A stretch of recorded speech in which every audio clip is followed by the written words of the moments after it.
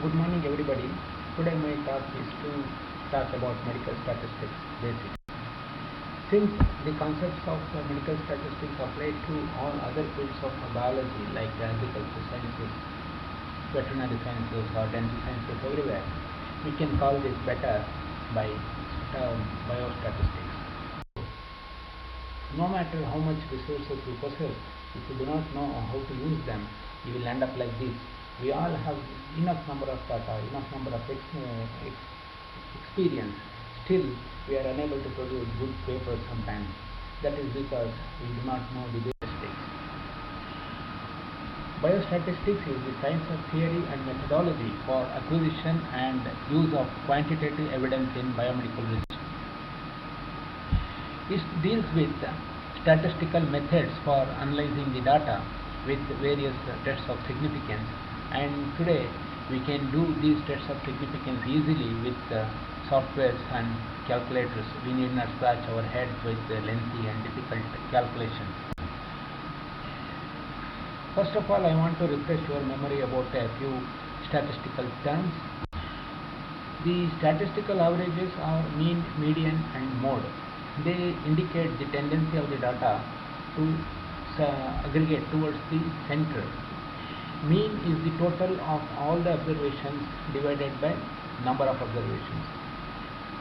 Median is the central observation when these observations are sorted in an ascending or descending order. Mode is the most frequently occurring observation. Measures of dispersion, they show you how the data is spread across the range. Mean deviation is also used, but in medicine, standard deviation is used more often. The higher the value of standard deviation, the data spread across the range more widely. You need not bother to calculate these things manually. Just visit my website lakshminh.in. Here one page is dedicated to medical statistics. Click over that. This page will open up. Here you have statistical calculator. Just click over that and a Excel page will get downloaded. It comes here. Open this Excel file. This is the calculator. All you have to do is, these are the default data. Delete them and put your data in that place. How to use this? All instructions are written here in the yellow box. Anything above this line you cannot change. It remains there only. And once you enter the data here, you get the answers here. It calculates mean, median, mode, standard deviation, variance and confidence interval, etc. All these things in just one go it shows. We should know something about normal distribution, or also called standard normal curve. These data are known as parametric data. Most of the biological distribution curve looks something like this. Most of the biomedical parameters, they follow this normal distribution curve. For example, if you collect data about 100 normal persons on pulse rate and then record it and plot it like a graph, it looks something like this. Normal distribution curve has got certain characteristics. It's bilaterally symmetrical. Most of the data fall in the center. If you take one mean, median and mode, they all coincide in the central line. If you take one standard deviation on either side of the mean, it covers about 68% of the data. If you take two standard deviation, it covers 95% of the data. So the chances that the data normal data falling outside the two standard deviations right is only 5%. 95% will be covered within two standard deviations. This 5% is important. Please remember that.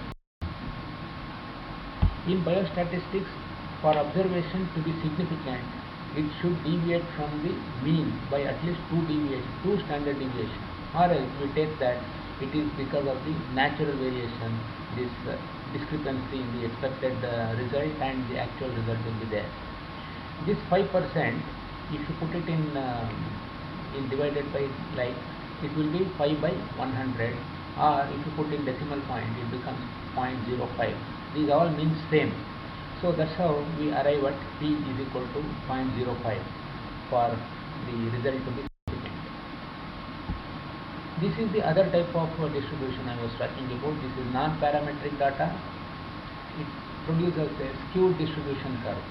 The data falls more on one side of the mean and less on the other side. So this is the highest point. And for example, if you draw blood sugar level after a meal over a period of time and plot it as a graph, initially it rises sharply and then gradually decreases. So you get a skewed distribution type of curve. Similarly, serum lipase level in acute pancreatitis.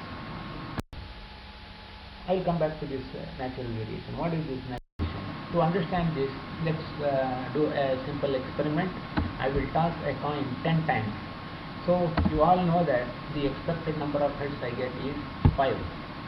Suppose I get in my experiment 6. Do you call this is something abnormal, or I have got supernatural power that I am getting more heads? No, you reject that. You think sometimes it is possible. If I get 7, yes, still it is possible. Like that, we can get any number. In an extreme case, you may get all the 10 heads also, or 10 out of 10.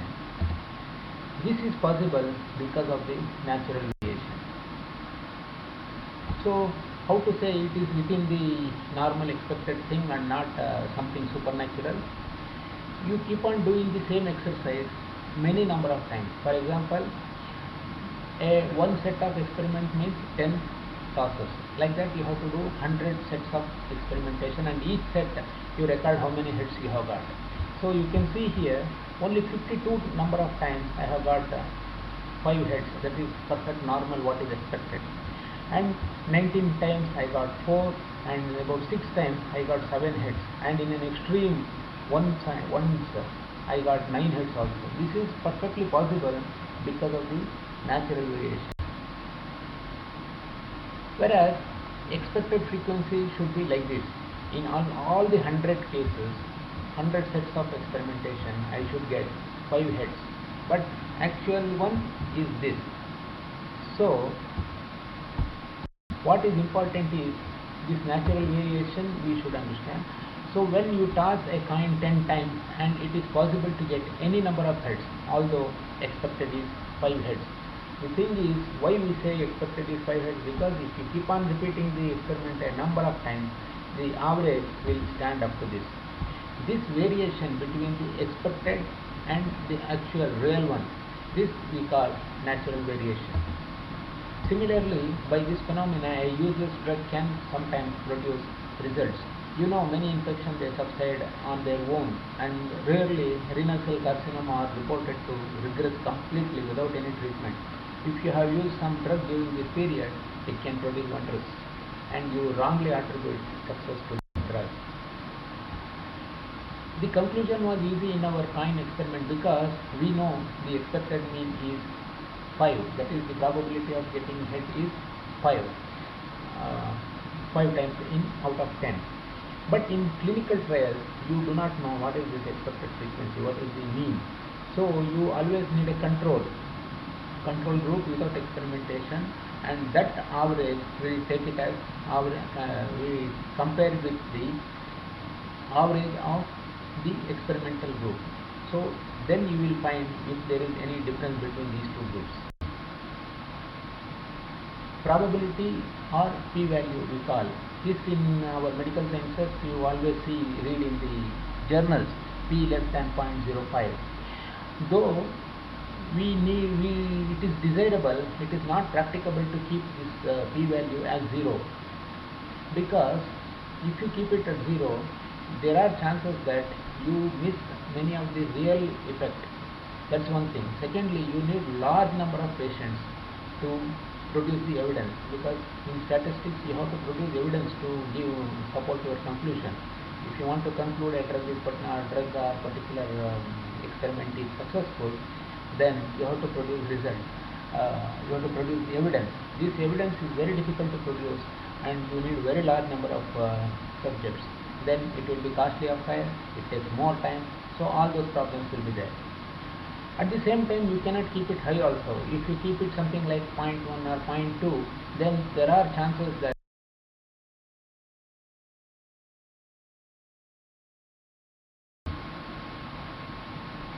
probability or p-value we call. This in our medical sciences you always read in the journals, p less than 0.05. Though it is desirable, it is not practicable to keep this p-value as 0, because if you keep it at 0, there are chances that you miss many of the real effect. That's one thing. Secondly, you need large number of patients to produce the evidence, because in statistics you have to produce evidence to support your conclusion. If you want to conclude a drug or particular experiment is successful, then you have to produce result. You have to produce the evidence. This evidence is very difficult to produce, and you need very large number of subjects. Then it will be costly affair, it takes more time, so all those problems will be there. At the same time, you cannot keep it high also. If you keep it something like 0.1 or 0.2, then there are chances that you wrongly interpret the result as significant, but they are not actually significant. So we need a balance between these two extremes. Arbitrarily, the probability less than 1 in 20 or 5% or 0.05, this is taken as significant in our medical science. How we do? We test the p-value by using the test of significance. What is the basis, meaning, and what we should do, we will understand with a few examples. Look at this table. The interpretation is very easy here, because both the groups have got same number of patients, and infection rate difference is too much between these two groups. So immediately you can say drug B is superior in controlling the infection. Consider this table. It looks drug A is superior, but do not jump into conclusion. Wait. Why?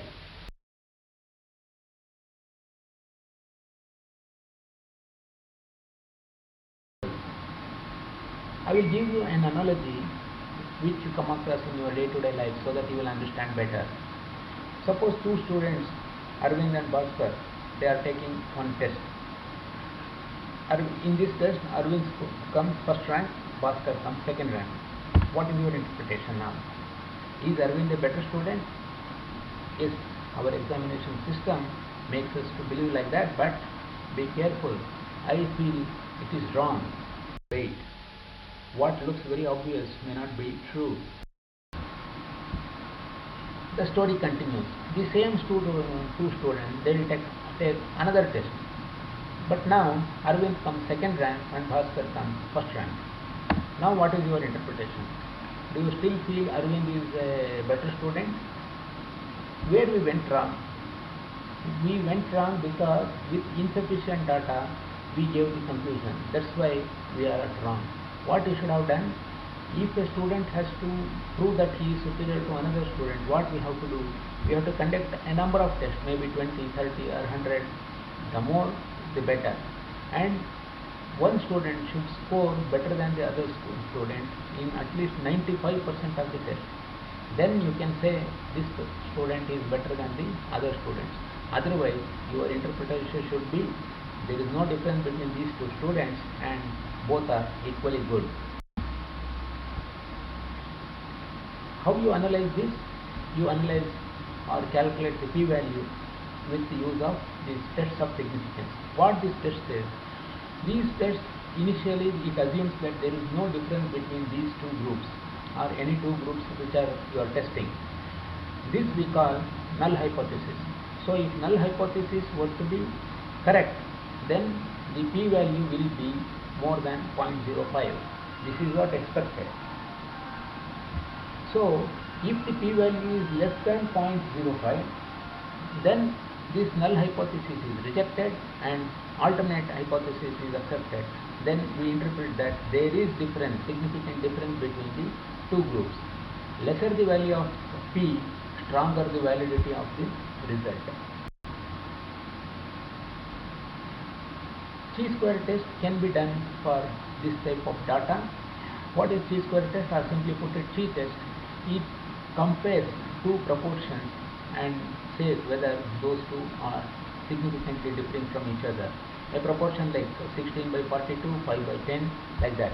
This type of tables you can. This test is used, the chi-square test is used um, to see the difference between two proportions significant or not. It calculates the probability as a probability value. The table should contain actual numbers, that is the raw data. You should not give percentage or average or anything like that. And frequency in all cells of your table should be at least 5 or more than 5 for a 2 into 2 table. Otherwise, what you conclusion give, that will be wrong. And you should have categorical variables. Here I want to introduce this new terminology. What is variable? Variable is simply, to put it in simple words, variable is the data you have collected. For example, pulse rate, blood glucose level, etc. These variables can be of two types: categorical variable or continuous variable. Categorical variables takes only definite values. It is the value falls into definite categories like survival or death, male or female. There cannot be anything in between these two. Whereas continuous variables can take any number of values in between the two values, like for example blood glucose level, age. Age can be 10 or 11. In between 10 and 11 you can have 10.1, 10.2, 10.4, 10.8. Like that infinite number you can have. So these are continuous variables.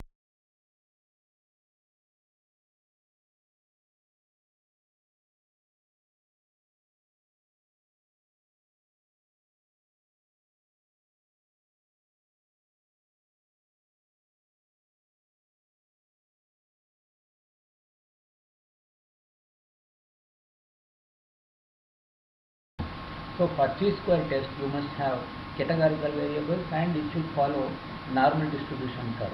Then only you can apply chi-square test. For a table like this you cannot apply chi-test because it contains percentage. This table also you cannot apply because it has one value is less than 5 for a 2 into 2 table. So you cannot apply chi-test here also.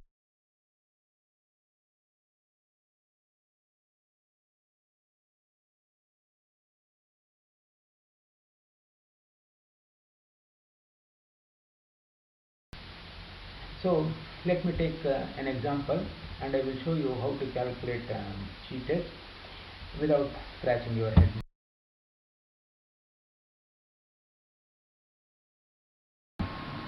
Again, same my website, medical statistics. Here I have got chi-test calculator here. Click over that. Again an Excel file will get downloaded. Open this and you get this. So this is our problem now. This is a 2 into 2 table here. If necessary you can change the labels of the table also.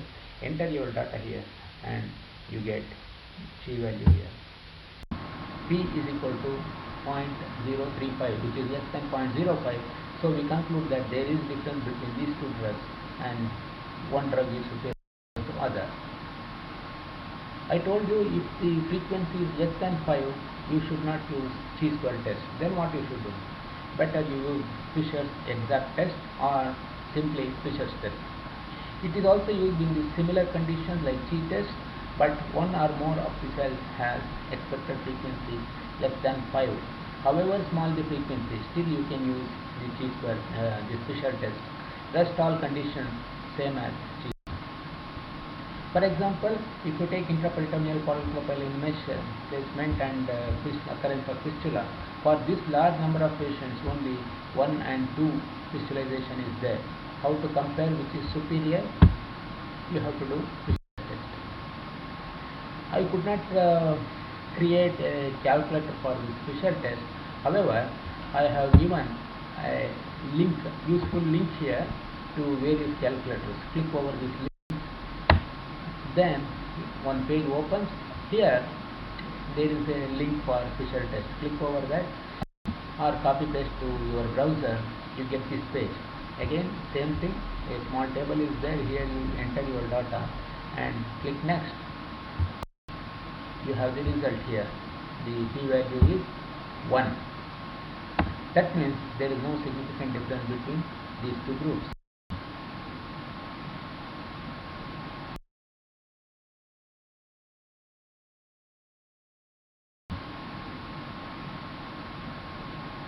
For categorical variables, you can use t-test or Fisher test. For continuous variables, you have to use Gauss-Seidel student t-test or simply t-test. There are other synonyms also many times they use. This test compares two normal distribution curves being same or different. So you need two sets of data. But the data should be continuous variable and it should be non-parametric. It should follow normal distribution curve. Then only you can apply it. That's it. This is one example how for which type of data you can use t-test.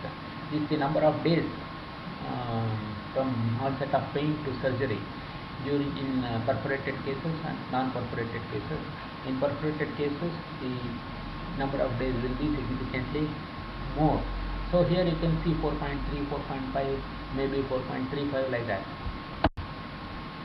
So this data can also be put like this: average plus or minus standard deviation. If you calculate standard deviation for this data, we can represent the same data as average plus or minus standard deviation. Data t-test can be used. To summarize, if data can be put it like mean plus or minus standard deviation, you can use student t-test. If data can be put as proportions like 16 by 42, 5 or 10, then t-test should be used.